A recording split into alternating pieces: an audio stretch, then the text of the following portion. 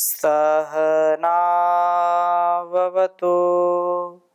सहनौ भुनक्तु सह वीर्यं करवावहै तेजस्विनावधीतमस्तु मा विद्विषावहै।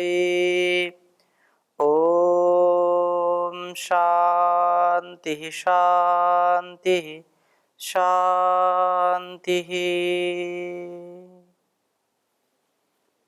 वैदिक जीवन पद्धति की इस कक्षा में आप सभी श्रोताओं का, दर्शकों का हार्दिक स्वागत है, अभिनंदन है।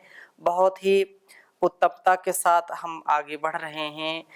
दिव्यता और भव्यता का आधान कराने वाला यह वेद ज्ञान हमारे जीवन में बहुत ही सुंदरता से परिष्कार करने वाला यह ज्ञान है। अतः इस संसार को जो बनाने वाला है, इसका जो नियमन करने वाला है, उस परम पिता परमेश्वर का, उस जगदीश्वर का, उस प्राणों के प्राण का, उस प्रकाशक जो संसार में हमको ये सूर्य चंद्र आदि हमको प्राप्त है, उन प्रकाशकों का भी जो प्रकाशक है वह परम प्रकाशक परम पिता परमेश्वर, हम उसका गुणगान करें, उसका ध्यान करें, जिससे हमारा हर प्रकार से परिष्कार हो सके। अतः यहाँ पर हम ऋग्वेद के प्रथम मंडल का स्वाध्याय कर रहे हैं। 164वें सूक्त का स्वाध्याय है और आज हम उस संदर्भ में 43वें मंत्र का स्वाध्याय करेंगे। इस वेद मंत्र को मैं पहले लिख देता हूँ, फिर आपके बीच में इसकी चर्चा करूँगा। वेद मंत्र बहुत ही सारगर्भित मंत्र है। यहाँ पर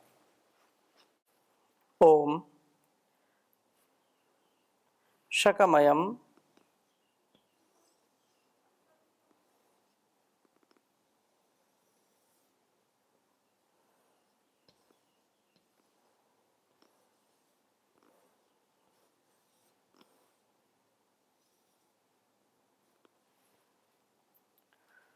धूममाराद पश्यम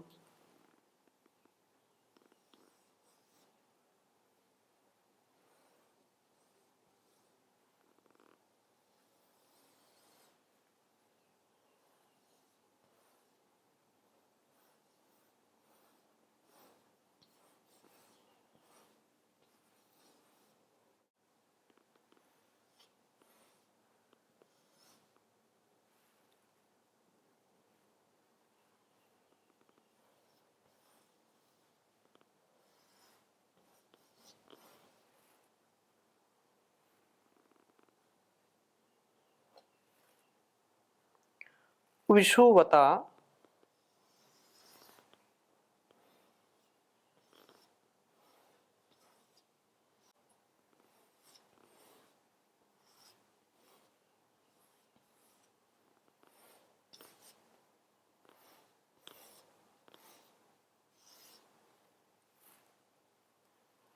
पर एनावरेण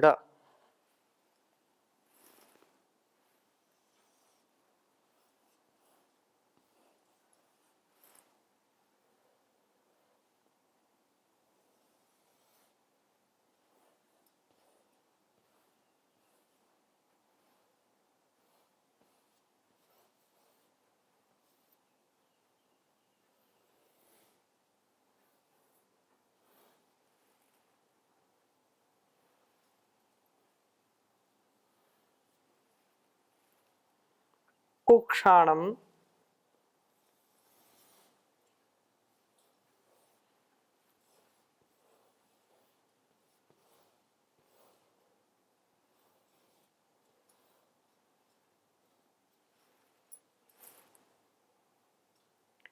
कृष्णिमपचंत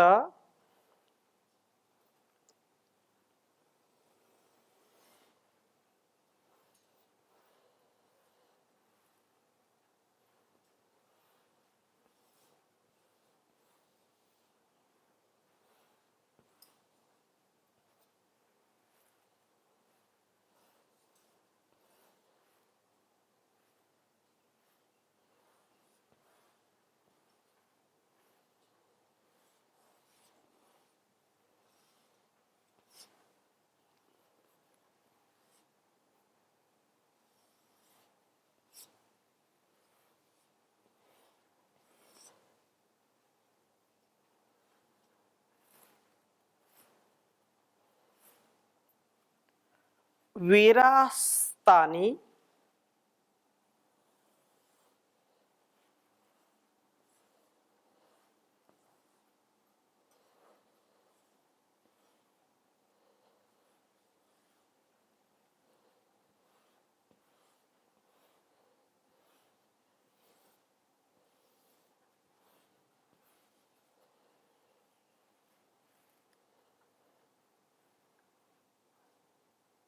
धर्माणि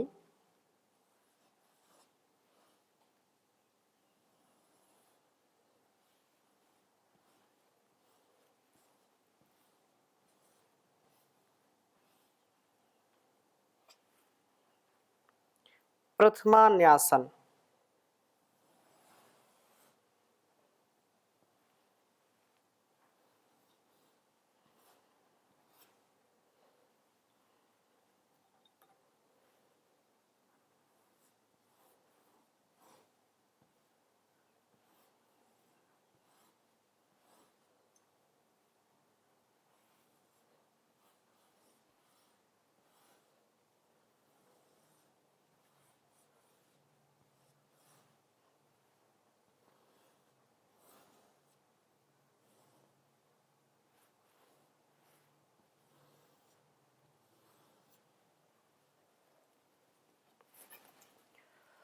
ओम शकमयम धूममारादपश्यम विषुवता पर एनावरेण ओक्षाणं कृष्णिम अपचंत वीरास्तानि धर्माणि प्रथमान्यासन। ओम शकमयं धूमामारादपश्यम विषुवता पर एनावरेण ओक्षाणं कृष्णिमपचंत वीरास्तानि धर्माणि प्रथमान्यासन। ओम शकमयं धूममारादपश्यम विषुवता पर एनावरेण ओक्षाणं कृष्णिमपचन्तं वीरास्तानि धर्माणि प्रथमान्यासन। बहुत ही सुंदर चर्चा है। कहा कि शकमयम जो शक्रिन्मयम शुष्क गोमय संभूतम, उपलों से उठे हुए धूमम धुएं को, जो आरात नाति दूरे कुछ ही दूर पर निकट ही जो उपलों से धूम्र निकलता है, धुआं निकलता है, और वो ज्यादा दूर नहीं, कुछ ही दूर पर। अपश्यम मैंने देखा उसे, एना इसे विषुवता व्याप्ति वाले चारों ओर फैले हुए अवरेण समीप ही जो विद्यमान धुएं से परहा परस्तात, कहा कि परस्तात तत्कारण भूतम अग्निम, दूर अर्थात आंखों से ओझल अग्नि को मैंने जाना है। संसार में प्रकृति जो अपना विस्तार करके रखती है, प्राकृतिक जो पदार्थ हैं वो हमारी आंखों के सामने हैं। अपरा विद्या विज्ञान के अध्ययन से हम उन पदार्थों की महिमा को स्पष्ट रूप से देख पाते हैं, देखते हैं, जानते हैं, समझते हैं।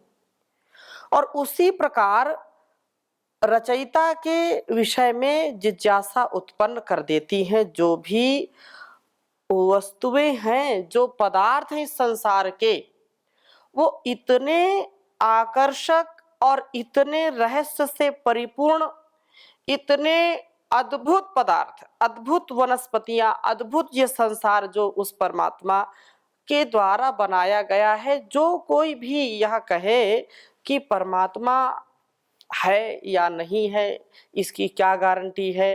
कोई बताए हमको, कोई दिखाए हमको, हम तो नहीं मानते। अनेक प्रकार की चर्चाएं लोग करते हैं कि किसने ईश्वर को देखा। आज तक तो कोई नहीं बताया कि मैंने देखा। तो उस संदर्भ में वेद का यह संकेत बहुत ही सुंदर संकेत है। उदाहरण के साथ प्रस्तुत किया हुआ है कि शकम अयम धूमम आराध पश्चिम, जो ज्यादा दूर नहीं है धूम, पास में निकट में ही हमको दिखाई पड़ रहा, अथवा यदि दूर भी कहीं धूम्र हमको दिखाई पड़ता है, धुआं कहीं दिखाई पड़ता है, तो हम उस धुएं को देख करके क्या दृढ़ निश्चय कर लेते हैं कि वहां पर कोई अग्नि जल रही है। बिना अग्नि के वहां पर धुआं नहीं हो सकता है। धुआं हो रहा है तो अग्नि जरूर होगी। हम ऐसा मन में विश्वास करते हैं, दृढ़ करते हैं, अनुमान करते हैं, और अनुमान झूठा अनुमान नहीं करते, असत्य अनुमान नहीं करते, सत्य अनुमान करते हैं। तो कहा है कि यह जो परमात्मा का ये विशाल जो प्रांगण है, परमात्मा के द्वारा जो निर्मित यहाँ की वनस्पतियां और जड़ चेतन जो कुछ भी दृष्टिगोचर हो रहे हैं, तो वह भी उस रचयिता के विषय में एक जिज्ञासा उत्पन्न करते हैं। और जैसे धुएं से अग्नि का ज्ञान होता है, उसी प्रकार से रचना को देख करके रचयिता का भी ज्ञान हमको हो जाना चाहिए। प्रभु का दर्शन परिपक्व बुद्धि वाला ही कर पाता है, जिसके अंदर अपरिपक्वता है। जो अल्पज्ञ है, जिसके अंदर विवेक नहीं है, वो कैसे उस परमात्मा को जान सकता है, समझ सकता है, क्योंकि इतना सूक्ष्म वह है और इतना महान है कि उस महान भगवान का हम जो अल्पज्ञ इंसान है, कैसे उसका पूरा अनुमान कर सकते हैं, कैसे उसको प्राप्त कर सकते हैं। यह बिना तन मन की साधना के नहीं पाया जा सकता है। और कहा है कि प्रभु का दर्शन परिपक्व बुद्धि वाला कर पाता है। प्रभु इस महान ब्रह्मांड के शकट के खींचने वाले बड़े अनडवान हैं। जीव छोटी सी गृहस्थी की गाड़ी को खींचने के कारण छोटा उक्षा है। इस प्रश्निम उक्षाणम, छोटे बैल को वीराह व्याप्त विद्या ज्ञान शूर आचार्य अपचंता ज्ञान के द्वारा परिपक्व बुद्धि वाला बनाते हैं। इस छोटे उक्षा का परिपाक ही अबोध बालक को सुबोध बनाना ही प्रथमानी धर्माणी मुख्य कर्तव्य आसन थे। वस्तुतः माता पिता आचार्य का सबसे महान कर्तव्य यही है कि वे अपने बालकों को विज्ञान की शिक्षा से सुशिक्षित करें, दीक्षित करें। वेद मंत्र का भाव यदि हम समझना चाहते हैं तो बहुत ही सरल और बहुत ही सहज भाव में ऐसा समझें कि इस कार्य के जो कारण को खोजें, अपरा विद्या और परा विद्या की ओर चलें, तो परिपक्व बुद्धि होकर के प्रभु के दर्शन करने में समर्थ होंगे। जैसे उदाहरण दिया है कि बिना अग्नि के हम धुआं नहीं देख सकते हैं, तो बिना रचनाकार के, बिना उस कलाकार के हम ये जो इतनी सुंदर कलाएं हमको चारों ओर दृष्टिगोचर होती हैं, वो कैसे कौन बना सकता है। बिना बनाए तो ये हो नहीं सकता है, बिना चलाए तो चल नहीं सकता संसार। तो इसका कोई चलाने वाला है, इसका कोई बनाने वाला है, यह हमारे अंदर दृढ़ विश्वास जरूर होना चाहिए। इस दृढ़ विश्वास से ही हमारे सारे कार्य सिद्ध होंगे। सारे संसार का जो एक विचित्र यह स्वभाव है, जानबूझ नर करे ढिठाई, उसको जानना समझना कठिन नहीं है। लेकिन जो जानना ही नहीं चाहता है, समझना ही नहीं चाहता है, जो हठ दुराग्रह स्वार्थ में स्वयं फंसा हुआ है और दूसरों को भी फंसा करके रखता है, तो कैसे इस संसार को वह जान सकता है। एंड से लेकर के एलिफेंट तक जो भी कीड़ी कुंजर है, उसी का बनाया हुआ है और उसी में विलीन हो जाते हैं। जैसे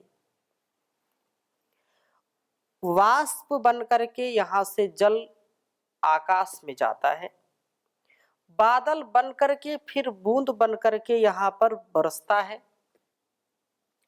वह वर्षा का जल बूंद और बूंद से फिर नालों में जाता है, तालाबों में जाता है, वहां से और बढ़ करके नदियों में चला जाता है, नदियों से सागर में मिल जाता है।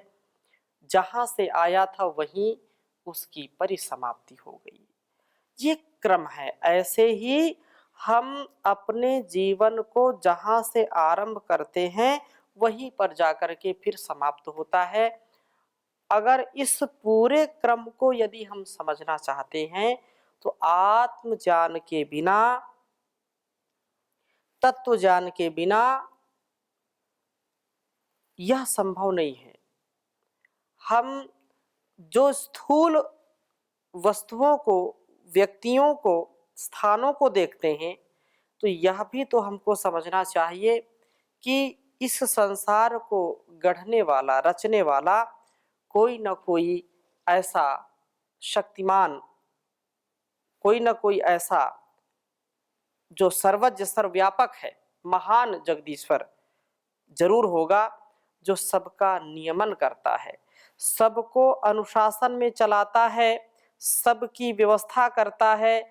चाहे माँ के गर्भ में शिशु का पालन पोषण हो, उसका चाहे वह निर्माण करने वाला हो, एक एक कोशिका को व्यवस्थित करने वाला हो, नस नाड़ियों को व्यवस्थित करने वाला हो, हृदय को चलाने वाला हो, मस्तिष्क को चलाने वाला हो, और आँखों में देखने का सामर्थ्य, कानों में सुनने का सामर्थ्य, नासिका में सूंघने का सामर्थ्य, रसना में चखने का और त्वचा में स्पर्श का सामर्थ्य, और वो जान देने वाला परमपिता परमेश्वर ही है। जो हठ दुराग्रह में, स्वार्थ में आकर के उस परमात्मा की इस कारीगरी को भूल जाते हैं, उसको नहीं समझने का प्रयास करते हैं, उनसे बढ़ कर के अभाग्यशाली कोई नहीं होगा, उनसे दुर्भाग्यशाली कोई नहीं होगा। उनका ये दुर्भाग्य ही है कि इस संसार में जो उसकी रचना है उसको देखकर के भी उनकी आंखें नहीं खुलती हैं। एक एक हम रचना को देखेंगे, कितना सुंदर, कितना विशाल बनाया है। और बहुत सुंदर पथिक जी ने लिखा है कि परमात्मा को बनाने वाला, परमात्मा के द्वारा बनाए जाने वाला, परमात्मा को कौन बना सकता है, वो तो सबको बनाने वाला है। तो परमात्मा के द्वारा बनाए जाने वाले इन पदार्थों को, इन चाहे सूर्य चंद्र पृथ्वी हो, इन सबको देखें, पशु पक्षियों को देखें, फूलों को देखें, कितना अद्भुत यह रचनाकार है। तो बहुत सुंदर बात कही है, दुनिया बनाने वाले महिमा तेरी निराली, चंदा बनाया शीतल, सूरज में आग डाली। दुनिया बनाने वाले महिमा तेरी निराली, चंदा बनाया शीतल, सूरज में आग डाली। ऊंचे शिखर गिरी के आकाश चूमते हैं, वृक्षों के झुरमुटे भी वायु में झूमते हैं। सरिताएं बहती कल कल, सरिताएं बहती कल कल, निर्मल से नीर वाली। दुनिया बनाने वाले महिमा तेरी निराली। पत्तों को खा के कीड़ा रेशम बना रहा है कौन जो उदर में चरखा चला रहा है। बुन बुन के आ रहा है रेशम कलच्छ जाली, चंदा बनाया शीतल, सूरज में आग डाली। फूलों का जूस के रस कैसा मधु बनाए, मधुमक्खी में भी तूने क्या यंत्र है लगाए।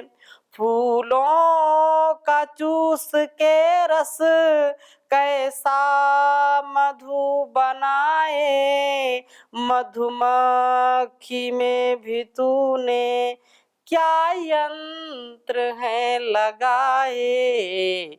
मधु सबके मन को भाए, लाला हो चाहे लाली, चंदा बनाया शीतल, सूरज में आग डाली।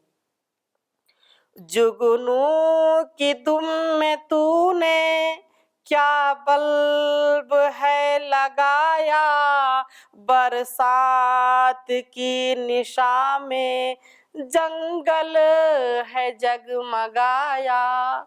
संसार में जब हम देखते हैं कि किसी के घर में कोई उत्सव होता है और अंधेरी रात में कितना उसका घर जगमग जगमग होता है, लेकिन जब बरसात का सीजन हो, ऋतु हो, काली रात हो और आप जंगल में कहीं जाकर के देखिए, चारों ओर जुगनुओं की फौज पूरे रात भर टिमटिमाती रहती है और कितना अद्भुत दृश्य होता है। जुगनू की दुम में तूने क्या बल्ब है लगाया, बरसात की निशा में जंगल है जगमगाया। बिजली की चमक कैसी घन की घटा है काली, चंदा बनाया शीतल, सूरज में आग डाली। बरसात के दिनों में लैंटर टपकते देखा, बये के घोंसले में पाई न जल की रेखा। छोटा सा पक्षी, बया पक्षी होता है।